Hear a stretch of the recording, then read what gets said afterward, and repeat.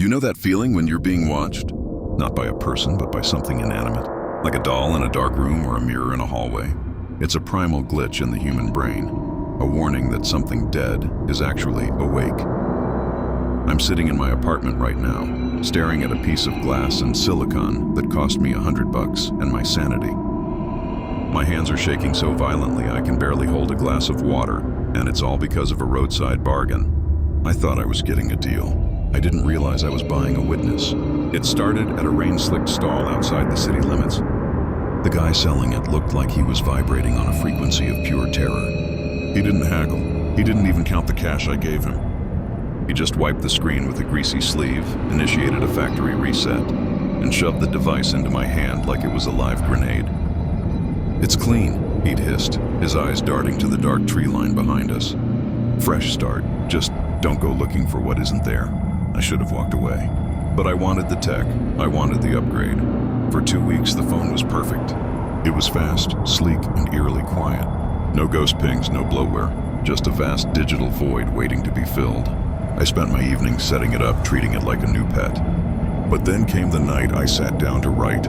I'm a night owl. I find comfort in the silence of 3:00 a.m., the world reduced to the glow of a screen.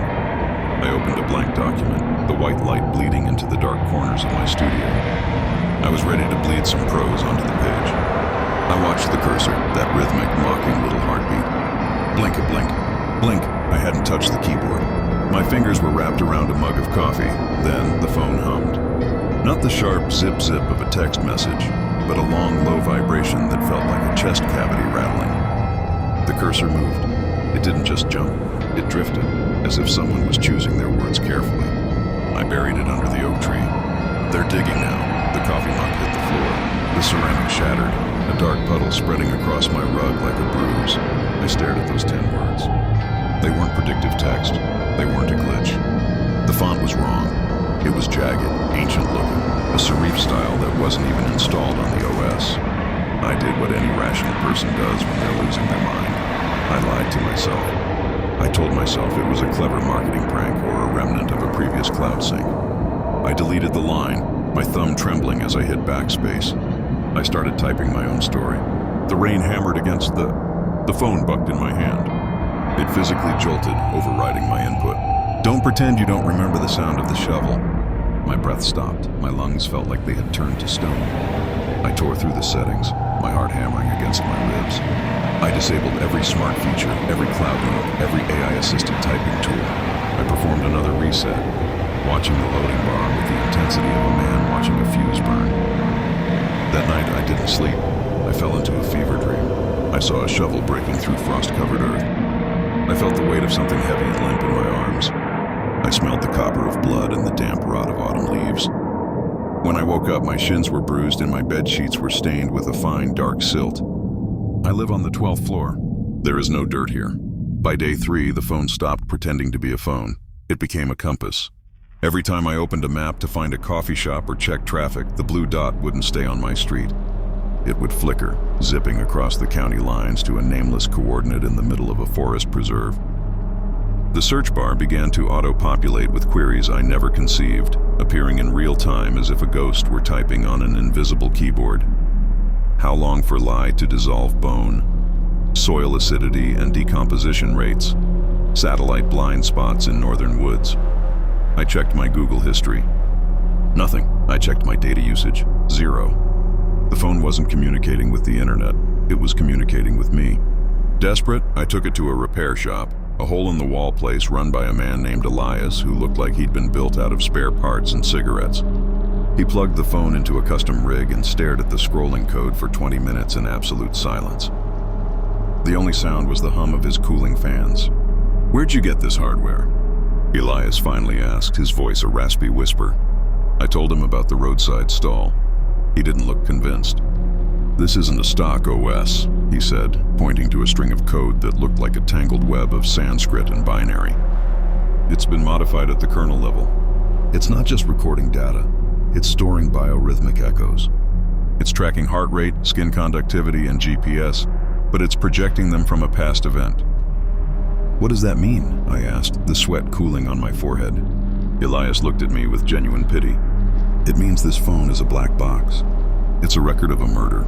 And it's looking for a way to finish the story. The guy who sold it to you, he wasn't selling a phone. He was transferring a haunting. I left the shop with the GPS coordinates burned into my brain. I didn't want to go. Every fiber of my being screamed at me to throw the device into the river. But the phone wouldn't let me. It started playing audio files, distorted low-frequency recordings of a man sobbing, interspersed with the rhythmic thwack of a blade hitting earth. I drove. I drove because the phone started vibrating in a way that made my teeth ache if I turned the car in the wrong direction. I was a puppet on a digital string. I reached the site as the sun was beginning to bleed out over the horizon. It was a clearing dominated by a single massive oak tree. Its bark was scarred, its branches heavy with the weight of secrets. I stood there, the phone glowing a sickly, pulsating violet in my hand. I opened the document app one last time. I didn't even have to look. I felt the words forming in my mind before they appeared on the screen. Dig, you know exactly where. I looked down. At the base of the tree, the earth was slightly sunken. My hands began to ache, a phantom pain as if I'd been gripping a wooden handle for hours. I looked at my fingernails.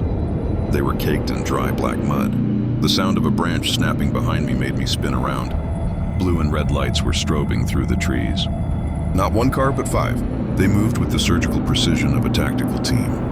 They didn't have their sirens on, but their searchlights were already cutting through the gloom, pinning me against the trunk of the oak. My phone gave one final violent shudder. A notification popped up. Not a text, not a call, but a system-level confirmation. Location verified, evidence synchronized. Uploading. I realized then what the fresh start really meant. The previous owner hadn't just wiped the phone, he had set a trap. He had used the device's persistent tracking and biometric sensors to brand the crime onto the hardware. The phone had been waiting for a new user, a new host, to bring it back to the scene of the crime so it could finally ping the authorities. I was the delivery boy for a confession. I dropped the phone into the dirt as the officer screamed for me to put my hands up. I watched as the device's screen flickered one last time, displaying a single chilling word: free. The news the next day didn't mention me. They mentioned a sophisticated anonymous tip that led to the recovery of a missing person's remains.